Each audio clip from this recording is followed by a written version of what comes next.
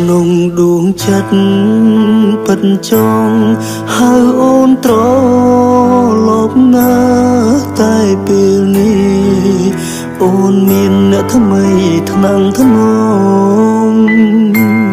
មូលហេតុយើងបែកគ្នាព្រោះរឿងយល់ច្រឡំគឺរូបបងធ្វើឲ្យអូនរបូតពីដៃបានត្រឹមលួចមើលមុំ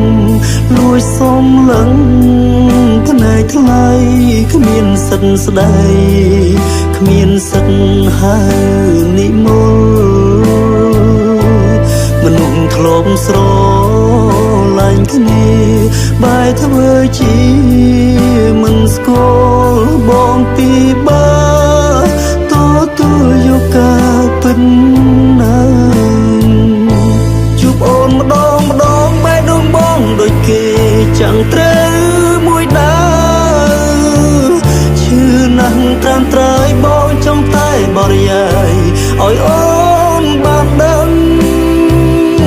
ថានឹងអូនណាស់បងស្រឡាញ់អូនណាស់ដឹងទេប្រលឹង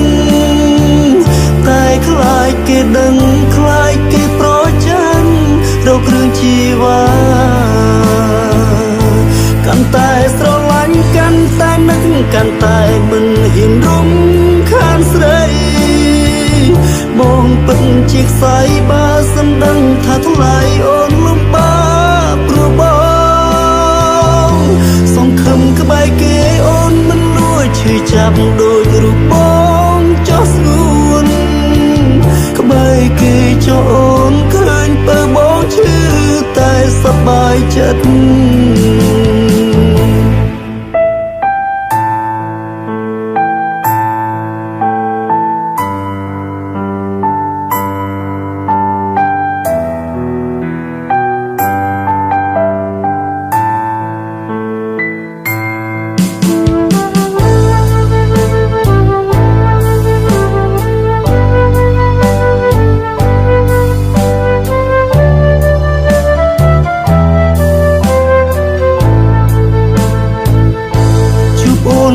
ម្ដងបែរដងបងដូចគេ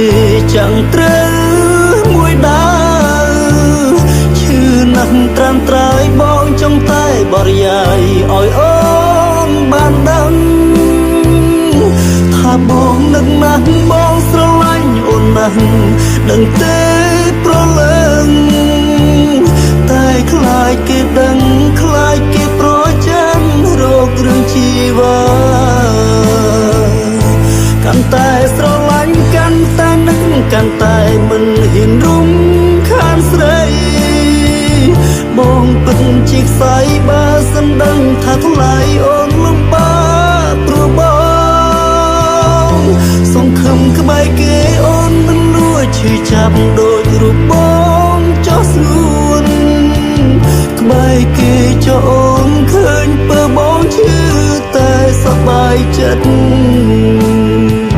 ក្បែរគេចោលអូនឃើញបើបងឈឺតែសប្បាយចិត្ត